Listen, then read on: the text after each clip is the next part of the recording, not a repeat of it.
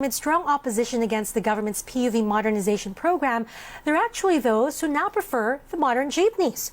While the steep price of imported modern jeepneys remains challenging for operators, some local manufacturers claim they can actually produce a comparable unit for a fraction of the cost. Andrea Taguines reports.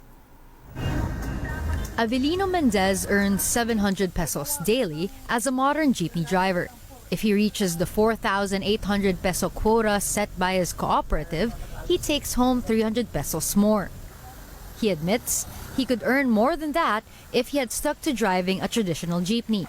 But at 68 years old, Avelino says he now values his health and the social benefits provided by his co-op more than anything. Mas gusto ko pa rito kasi safety nga yung kuwan mo, yung health mo, yung ibig sabihin yung hindi ba maalikabok, walang usok dahil naka-aircon ka. Alam mo sa jeep pa ako, bandang hapon siguro mga alas 7, alas 8, pag ginaganon ko yung ilong ko, ang itim-itim na. Joel Cabonilas meanwhile switched from driving a UV Express to a modern jeep. Since he plies a longer route from SM Fairview until Vito Cruz in Manila, he gets to earn more in a day. Actually, yung araw namin dito na sa 1,000 plus incentive pag nakalagpas ka ng quota. The modern jeepney Joel drives has a seating capacity of 24, but up to 8 more passengers are allowed to stand in the middle. It follows the government's minimum requirement of a Euro 4 diesel engine, which is said to be better for the environment compared to ordinary ones. Some passengers say it makes for a safer and more convenient commute with features like air conditioning, handrails, and a CCTV. The problem is, the Japanese-made vehicle costs 2.6 million pesos, a price too steep for many jeepney drivers and operators who are afraid of being buried in debt. But for the chairman of Joel's co-op, he says their gamble to acquire modern units in 2019 is starting to bear fruit. Sa mga supplier na kung ano man yung magiging kakulangan ng aming equity subsidy, sila na muna ang bahala, pero sa kanila kami kukuha. Chinek namin yung feasibility ng lugar, kasama ang DBP. Inaral naming mabuti kung paano kumikita, kung paano kikita, paano magbabayad. But iconic jeepney maker Francisco Motors is offering a solution. Its owner hopes the government will pour in more support for local manufacturers like them. The company earlier announced it will be coming out with 1,000 electric jeepneys worth just 985,000 pesos per unit in the second quarter of 2024. Dito sa Pilipinas, dinidevelop yan at ginagawa.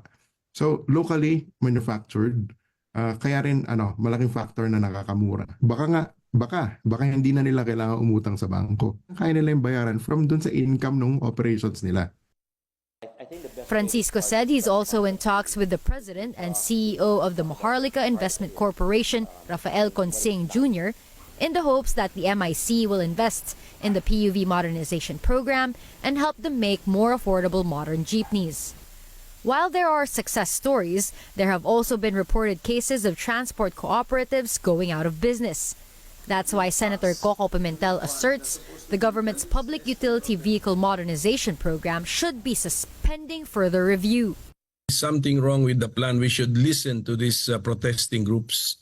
So I am against it because the people affected who are supposed to be benefited by that's supposed to be inisip ito for them and then incidental na lang yung benefit to the riding public This is for them supposed to be, but they are against it when they are confronted with the details. Hindi lang yung basic feature of the program is you will go into debt.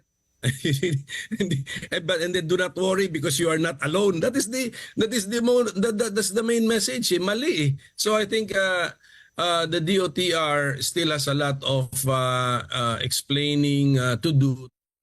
Pimentel has also questioned which modern jeepney suppliers stand to gain the most from the program. Andrea Taguines, ABS-CBN News.